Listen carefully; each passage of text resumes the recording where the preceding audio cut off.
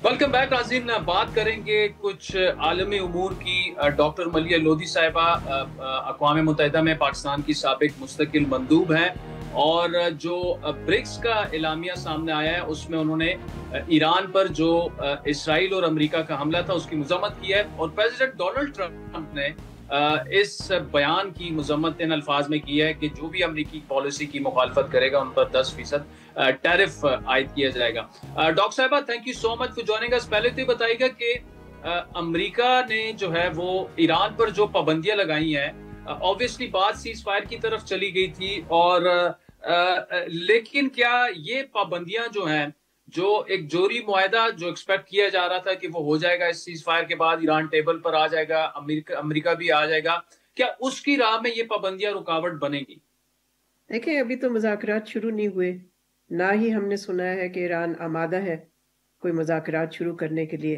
तो जब तक मुज़ाकरात शुरू नहीं होते तो कबल उस वक्त हो कहना कि सैंक्शंस का क्या स्टेटस होगा। जाहिर है ईरान पे जिस किस्म के सख्त पाबंदियां लगाई गई हैं, सैंक्शंस इम्पोज किए हैं, उससे ईरान की मईशत इकोनॉमी को बहुत ही यानी कि धचका लगा है, डैमेज हुआ है। तो ईरान तो कब से कहता है कि जी ये सैंक्शंस हटाएं, ताकि मुज़ाकरात का एक माहौल बनना चाहिए जो पॉजिटिव होना चाहिए।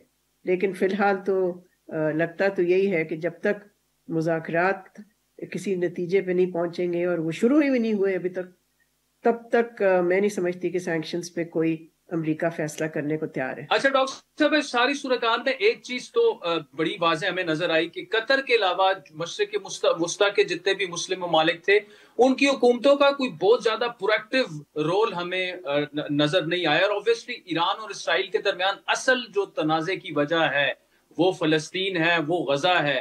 तो ये जो मुस्लिम ममालिक की हुकूमतें हैं, वो उस तरह से किरदार अदा करती हमें नजर नहीं आती जो कि इन ममालिक के अंदर पब्लिक सेंटिमेंट पाया जाता है। ये बिल्कुल करेक्ट आपकी इंटरप्रिटेशन है कि मुस्लिम उम्मा अवाम कुछ चाहती है।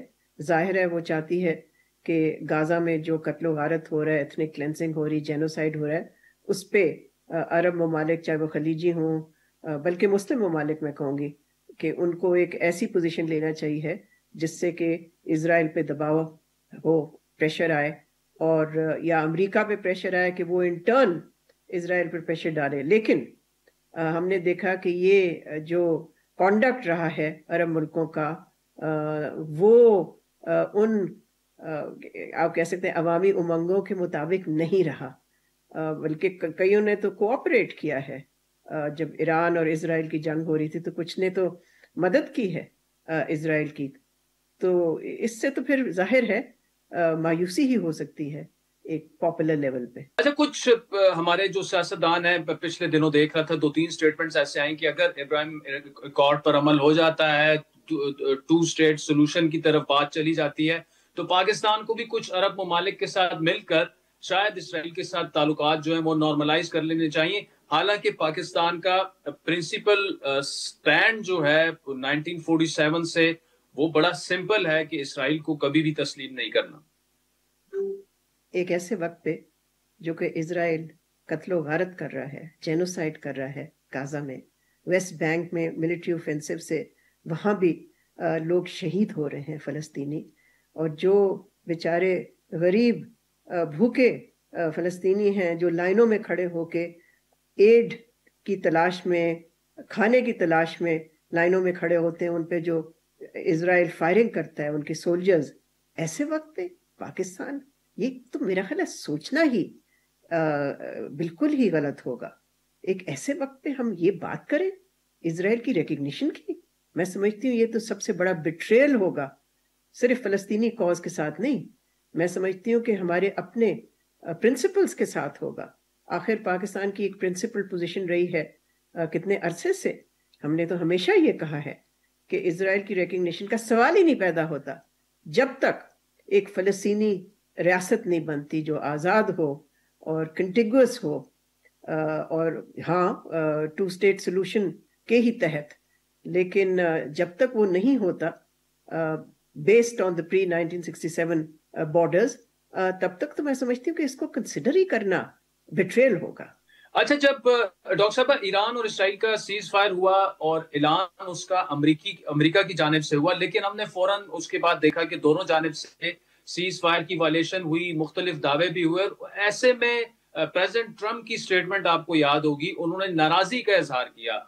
پہلی دفعہ انہوں نے شاید اسرائیل کو پبلکلی سنب کیا کہ آپ کو ایسا نہیں کرنا چاہیے تھا. کیسے ریڈ کریں اس سچویشن کو؟ لیکن یہ وہی امریکہ تھا جس نے اسرائیل کا ساتھ دیا اور ایران پر حملہ بھی کیا. دیکھیں، جو اسرائیل اور امریکہ کے تعلقات ہیں، میرا خیال ہے اس پہ تو کوئی اثر نہیں ہوا. ایک آدھ سٹیٹمنٹ اگر ٹرمپ نے دے دی تو اس کا مطلب یہ نہیں ہے کہ جو ایک اسٹریٹجک ریلیشن شپ ہے امریکہ اور اسرائیل کے درمیان، اور پھر جو امریکی حمایت ہے اسرائیل کے لیے، جس کی وجہ سے اسرائیل از کیرنگ آؤٹ جینوسائڈ، اس کو ہم کیسے نظر انداز کر سکتے ہیں؟ تو ایک سٹیٹمنٹ کہیں اس نے اگر دے بھی دی تو اس کا مطلب یہ نہیں ہے کہ ان کی پالیسی ہی تبدیل ہو گئی. یہ تو بہت ہی مسٹیکن قسم کی انٹرپریٹیشن ہوگی. ان کی ریلیشن شپ آپ دیکھ رہے ہیں اب بھی.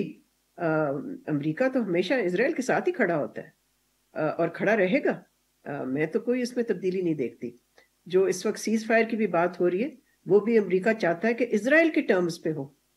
وہ تو صرف چاہتا ہے، یعنی کہ ڈونلڈ ٹرمپ تو صرف چاہتا ہے کہ ہاسٹیجز ریلیز ہوں. اس کو تو کوئی پرواہ نہیں ہے کہ فلسطینی جو ان کے رائٹس ہیں وہ ان کو دیے جائیں. بالکل اس کو تو پرواہ ہی نہیں ہے. اس کو تو صرف یہ ہے کہ ایک عارضی سیز فائر ہو جائے، جس سے کہ امن تو نہیں آ سکتا. کوئی عارضی چیز ہو اس سے امن تو نہیں ہو سکتا نا. تو بس وہ ہو جائے جس سے ہاسٹیجز جو ہے وہ ریلیز ہو جائے اور بس بات وہاں ختم ہو جائے گی. تو آئی تھنک ایک سٹیٹمنٹ پہ ہمیں اتنی بڑی امید باندھنا تو بالکل ہی غلط ہوگا. ڈاکٹر ملیہ لودھی صاحبہ، thank you so much for joining us. ناظرین، آج کے پروگرام پر فیڈ بیک ضرور دیجیے گا. ہمارا ٹویٹر ہینڈل ہے @عادل شاہ زیب. اجازت دیجیے، خدا حافظ.